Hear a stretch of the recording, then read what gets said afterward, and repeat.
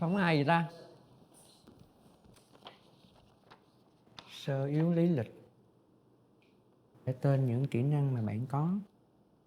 Thua liên tục 18 trận nhưng vẫn vô địch VCS. Cái này mình tâm đắc á.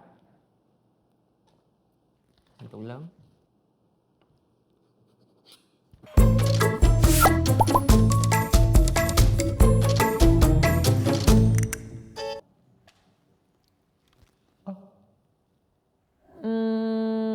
Chưa gõ cửa mà em, đi ra làm lại đi. Dạ vâng, dạ vâng.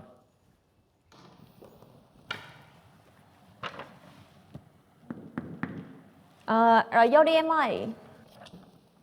Dạ em chào sếp ạ. Chưa gì hết gọi sếp rồi. Dạ. Vâng ạ. Mời em ngồi nha. Rồi, hôm nay em tới đây làm gì? Dạ hôm nay em xin việc ạ, em ứng tuyển ạ. Tuyển. Nhưng Sao mà vậy? em thấy công ty hơi vắng, có phải em tới sớm quá không ạ? Chị thấy em tới cũng đúng giờ đó. Đúng ngay cái giờ công ty đông nhất rồi ha. Ba lô em có vẻ hơi... Dạ. Em để nó ngồi được không ạ? em đứng hả? Không, ý là em để dưới đất thì em sợ nó tổn thương à. Ok. Nhưng mà chị có cần đồ gì em có tạp hóa. Gu em lạ vậy? Dạ không, em sợ kiểu không khí nó bị trầm quá. Dạ, mọi người thường bị áp lực cuộc sống nên là em muốn cái gì đó nó make some noise à. Chị thấy nó... Chị thấy là rất là hợp với lại áo hôm nay em mặc luôn á. Dạ vâng chị. Chị biết đây là cái gì không ạ? Không, chị không biết, giống cái ly hả? Nhìn thoáng qua thì rất là giống cục xương, nhưng mà đó là cái cúp của em à. Dạ. Cái cúp hả? Dạ vâng ạ. Hồi xưa em làm gì mà có cái cúp? Dạ công việc cũ của em à. Ok, rồi. Hôm nay em tới xin việc mới. Chị xin nha. Và tên Tên gọi khác của em là Easy Love hả? Dạ Tên vâng. thiệt của em. Dạ tên thiệt của em tên là cháu có ghi đâu. Tôi thích hỏi đó. Dạ Hứa Thành An ạ. Rồi sao mình cũng người Việt đó mà mình lấy tên biệt danh nước ngoài vậy? Không giấu gì chị thì ngày xưa em rất là dở bộ môn tiếng Anh đó. Nhưng mà với cái sự như chị thấy ba lô em đó, em rất là thích màu mè, em rất là thích tạo nét. Nên là em thích một chút gì đó nó Việt kiều, nó sang một chút. Dạ. Nên là sometimes em sẽ nói sóng gió. Ý là em nghĩ là em mạnh về cái khoản giao tiếp. Ngoại ngữ. Mạnh về ngoại ngữ đúng không? Sometimes. Nhưng mà oh my gosh, chị tên là Miss Nghi. Wow. Em phát âm chữ đó làm sao? Miss Nghi, yeah.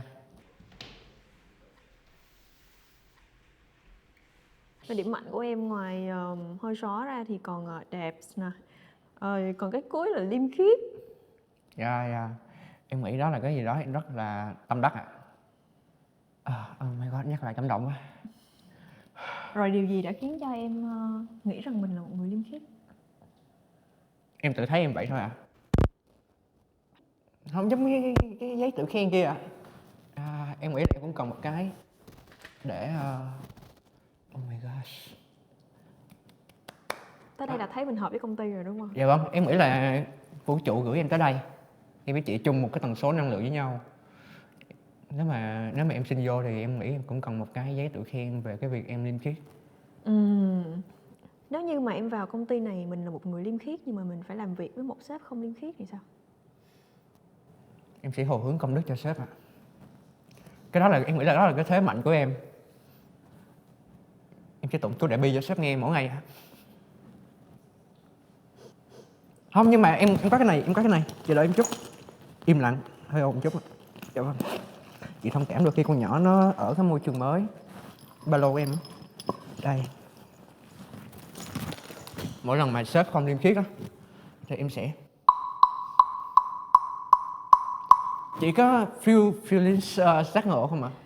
Chị chảy nước mắt luôn rồi. Dạ vâng. Em nghĩ đó là dấu hiệu đầu tiên của việc tỉnh thức tâm linh.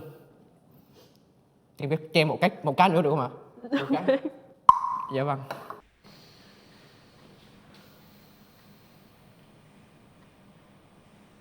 Nãy em nói công việc cũ của em là Chơi điện tử à? Nếu mà gọi hoa mỹ hơn là vận động viên thể thao điện tử à.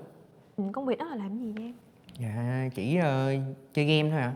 Không giấu gì chị thì ngày xưa em là một đứa rất là nghiện game. Nhưng mà sau một thời gian nghiện á thì em muốn nâng cấp bản thân của em lên. Dạ, đó là lý do em bén duyên với cái nghề này. Thế là em có thể tự tin là em là một đứa nghiện game mà được công nhận. Những kỹ năng mà em có là có may mắn.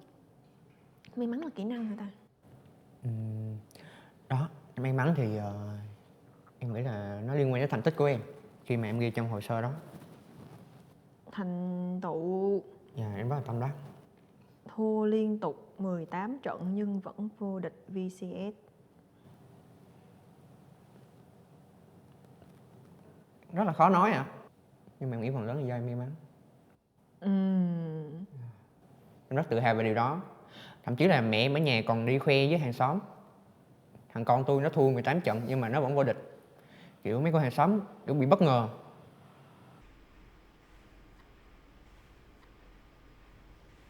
Mà cái kỹ năng may mắn này là nó sẽ giúp ích gì được cho công việc của em ta? Em nghĩ là mọi công việc đều cần phải có sự may mắn. Chị có chị có cái gì cần may mắn không ạ? Trong cuộc sống của chị chẳng hạn. Ví dụ chị đang ngồi chị lụm được 500.000.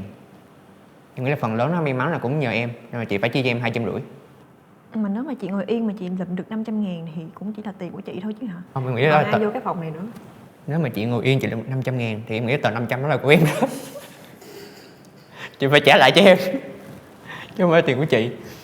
Đó là một phần may mắn. Vậy là Từ em. may mắn của em, may mắn của chị. Dạ, may mắn của em rớt xuống xong rồi chị lụm. Đó là một ví dụ so sánh về may mắn.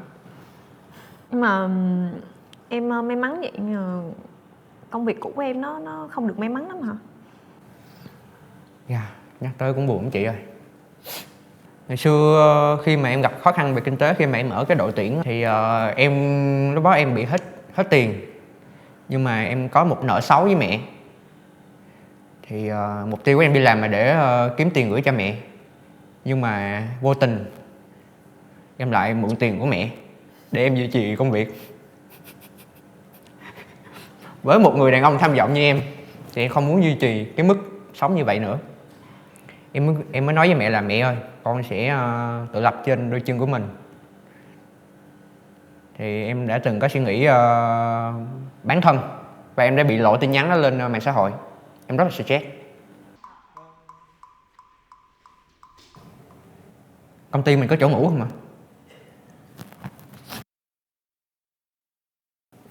Em cần sleep. Em cần Một giấc ngủ ngắn hạn khoảng 5-6 tiếng vậy.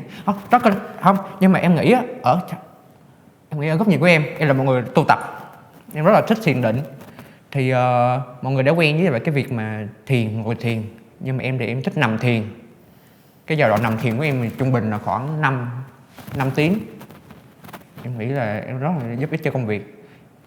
Nếu mà công ty có thể làm 12 tiếng một ngày thì em có thể thiền khoảng 8 tiếng cũng được. Em nằm thiền ạ. vị trí ứng tuyển mong muốn của em là cố vấn tâm linh. Dạ vâng, đúng rồi. Là em điền để em mở đường cho việc vừa làm vừa nằm. Em cảm thấy cái công ty mình nó đang nó đang hơi lạnh. Em nghĩ là cái long mạch của công ty nó đang không được ổn định. Em thấy công ty mình nó đang rất là thiếu những thứ liên quan đến tâm linh để phát triển cho công ty á. Nhưng kiểu ở những công ty khác thì nó sẽ có con mèo thần tài. Đây, mà em đã mở một cái vòng, chị thấy không? Có một viên vàng, em sẽ oh my god, let's do it. Nên là em sẽ góp phần vô công ty, em sẽ làm mèo thần tài chẳng hạn. Yeah. Là em nằm vậy đó hả? Em nằm cũng được à? Em nằm em đón khách cũng được. Nằm đón khách nữa. Nằm tiếp khách là chết chị rồi. Nó cũng hơi nhạy cảm. Giờ em ngồi tiếp khách nè. Có vẻ là em khá là hợp với lại ngành sale đó em. Dạ vâng. Mà ngành sale của mình á, mình rất là hay gặp những trường hợp mà khách hàng mua hàng của em complain về sản phẩm, họ không có hài lòng với sản phẩm đó, thì em có phải là một người có thể tự tin giải quyết các mâu thuẫn, đặc biệt là với những người mình không cãi được không? Đó thì nó lại rơi vô cái thế mạnh của em niệm Phật. Nhiều khách hàng gọi em niệm Phật cho khách hàng nghe luôn. Dạ em rất là thuộc nhiều kinh Phật như là chú Đại Bi. Nếu mà khách hàng bị bệnh thì em sẽ tụng chú Dược Sư. Nếu mà khách hàng bị vấn đề về tâm linh em sẽ trụ chú Lăng Nghiêm. Thế là em sẽ dựa theo những cái tập tính cách của khách hàng, những cái vấn đề mà khách hàng gặp phải, em sẽ xây tu theo những trường hợp đó. Khi mà khách hàng chửi em sẽ Nam Mô A Di Đà Phật, ai chửi mắng thì tôi giả điếc. Chị cho em phút gõ em thị phạm được không ạ? Khi mà khách hàng nghe những điều đó, khách hàng sẽ cảm thấy tội lỗi. Đó là lý do em mang thêm cái mò này. Em gõ một cái được không ạ? Hữu duyên ạ. Dạ vâng.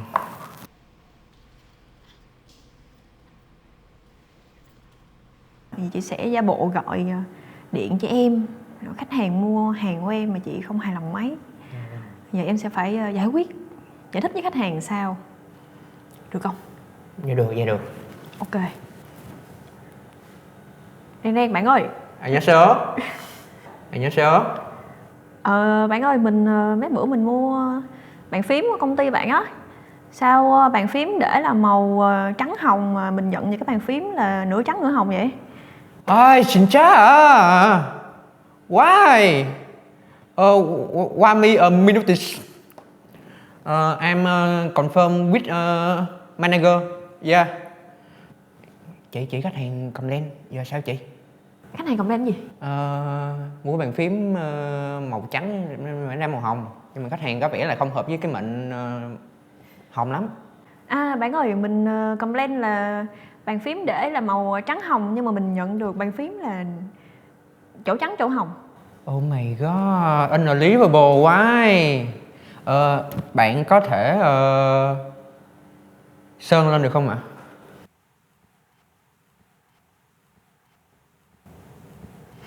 Vậy mà nếu mà em được nhận vào công ty thì em có kỳ vọng gì với công ty? Có công việc gì mà làm ít nhưng mà lương nhiều không chị? Làm ít là ít thế nào và lương nhiều là nhiều thế nào? Trên 5 triệu là được. Trên 5 triệu là nhiều rồi. Ok, cảm ơn em. Chị sẽ gửi kết quả vào email của em sau 7 ngày. 7-49 ngày. Hợp với em hơn đúng không? Dạ vâng. Cảm ơn ạ.